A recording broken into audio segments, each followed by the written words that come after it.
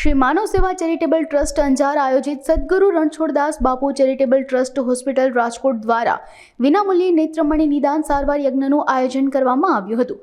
સમગ્ર આયોજન રઘુનાથજી મંદિર હોલ સવાસર નાકા અંજાર મધ્યે કરવામાં આવ્યું હતું। માનવીય અભિગમે સર્વ જ્ઞાતિજનો માટે યોજાતા દર માસે એક દિવસીય વિનામૂલ્યે નેત્રયજ્ઞની શરૂઆત મહંતો ત્રિકમદાસજી મહારાજના વરદ હસ્તે દીપ પ્રાગટ્ય અને સદ્ગુરુ રણછોડદાસજી બાપુના પૂજન અર્ચનથી ભાવપૂર્વક કરાયેલી હતી। નેત્રયજ્ઞના યજમાન દાતા કમળા ઠક્કર તથા શામજી ઠક્કર પરિવાર અંજાર કચ્છના વતની હતા।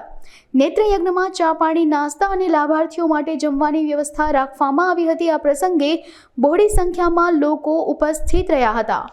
આજે માનવ સેવા ચેરિટેબલ ટ્રસ્ટ દ્વારા 113મો નેત્રયજ્ઞનું જે વિનામૂલ્યે આયોજન કરવામાં આવ્યું છે અને એના પ્રેરણા સ્ત્રોત અમારા ભાઈ સ્વર્ગસ્થ શ્રી રાજુભાઈ કોટરાણીની પ્રેરણાથી અમે આ ભગીરથ કાર્ય સેવાનું કરી રહ્યા છીએ।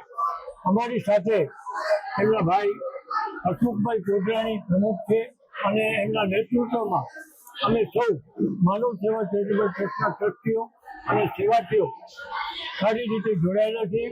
અમે સૌ ભાવપૂર્વક આ સેવાનું કાર્ય થઈ રહ્યું છે, જેની અંદર આપણા યજમાન દાતા પરિવારો પોતાના આર્થિક યોગદાન પણ આપી રહ્યા છે, તન મન અને ધનથી સૌ સહકાર કરી રહ્યા છે। તેમની સાથોસાથ આપણા લાભાર્થીઓ જે છે જેમને આંખની તકલીફ છે તેઓ પણ આપણા સાથે સારી રીતે જોડાયેલા છે અને તેઓ પણ પ્રચાર પ્રસાર કરી અને તેઓ પોતાનું ઉત્તરદાયિત્વ નિભાવી રહ્યા છે અને આ સેવાનું પુણ્યનું કામમાં જોડાઈ રહ્યા છે। ત્યારે અમે સૌને અપીલ કરીએ છીએ કે આમાં સૌ પોતાની રીતે પોતાના સમય સંજોગો પરિસ્થિતિ પ્રમાણે જોડાઓ અને આ સેવાને વધુને વધુ આપણે ઉન્નત કરીએ અને ગુરુજીની કૃપા આપણા સૌના પર ઉતરે તેવી અમારી અભિલાષા છે।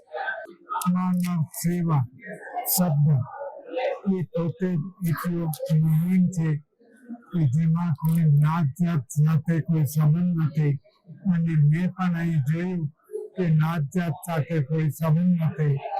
આ માનવ સેવા ત્યારે જ સંભવ બને જ્યારે મનુષ્ય અવતાર મળે, નંબર 1, અને મનુષ્ય અવતાર મળ્યા પછી અંતરના ઊંડાણમાંથી માનવની સેવા કરવાનો ભાવ જાગ્યો, આ બીજી વાત છે। અને અહીં જે કાર્યકર્તાઓ જોઈ રહ્યો છું એ માનવ સેવા કરવા માટે એમના અંતરના ઊંડાણમાંથી સેવાનો ભાવ જે જાગૃત થયો છે, આનો વિસ્તાર કેમ વધારવો અને માનવ સેવામાં કેમ આગળ વધવું એ લાઈન ઉપર અહીંના જે કાર્યકર્તાઓ જો આગળ વધે વધુ આનંદ થાય એમ છે। અને એના માટે એક છે શારીરિક સેવા ઉપયોગી, એમાં બહુ મત નથી, પણ પોતાના આંતર મનની અંદર દરેક વ્યક્તિ પોતાના આંતરના ઊંડાણમાં અનેક જન્મોના સંસ્કારો અને સ્વભાવ ભરીને આવે છે। આ જે સ્વભાવને ઓળખે, અનુભવ કરે અને એમાં જો પરિવર્તન થાય તો આ સેવાનો જે વિસ્તાર છે આસાનીથી વધી શકે એમ છે। એના માટે અંતરના ઊંડાણમાં જવું નિતાંત આવશ્યક। એના માટેની જે સાધના છે એ છે વિપස්සના સાધના। અને એના માટે શું માર્ગદર્શન જોઈએ અને જીવન બાળકો પણ, અરે બાળકો તો કદાચ મોટા હોય પણ માતાના ગર્ભમાં રહેલા બાળકોની પણ સેવા કરવી નિતાંત આવશ્યક। આનું જે કોઈ માર્ગદર્શન જોઈતું હોય હું હંમેશા તૈયાર છું એના માટે, પણ એના માટે જે માર્ગદર્શન જોઈએ એ જો ગ્રુપ બને તો એ ગ્રુપને માર્ગદર્શન આપવા માટે હું તૈયાર છું। માતાના ગર્ભના બાળકોને સેવા બધા કરી શકશે, પણ માતાના ગર્ભમાંથી આવેલા બાળકની સેવા કરવી એક વાત છે। પણ માં જે વિચારો કરે છે પોતાના મનમાં બાળક માટે, કુટુંબ માટે, સમાજ માટે, એ વિચારો માતાના ગર્ભમાં રહેલા બાળક પણ મેળવે છે। અને માતાના ગર્ભ સંસ્કાર જેને કહીએ છીએ એ ગર્ભ સંસ્કાર મેળવીને બાળક આવે તો આ વિસ્તાર પુષ્કળ વધી શકે છે। એના માટે માર્ગદર્શન અને આંતરિક ટેકાઓ નિતાંત આવે છે. ધન્યવાદ. નમસ્કાર દર્શક મિત્રો, અબતક ચેનલમાં આપ સૌનું સ્વાગત છે. દર્શક મિત્રો, આજે અબતકની ટીમ આવી છે અંજાર મધ્યે, જ્યાં માનવ સેવા ચેરિટેબલ ટ્રસ્ટ દ્વારા મહિનાની દર 23 તારીખે નેત્રમણી નેત્ર યજ્ઞ યોજવામાં આવે છે. એટલે કે લોકોની આંખોની તપાસથી લઈને ઓપરેશન સુધી નિઃશુલ્ક સારવાર કરવામાં આવે છે અને દર મહિને 100 થી વધુ સંખ્યામાં લોકો લાભ લે છે. અને આપણી સમક્ષ હાજર છે લાભાર્થી. તેઓ આપણને ટૂંકમાં માહિતી આપશે. આપનું નામ? મારું નામ ગુસ્સા હિંમતગર શંકરગર. હું મારા પપ્પાનું ઓપરેશન કરાવવા આવ્યો છું.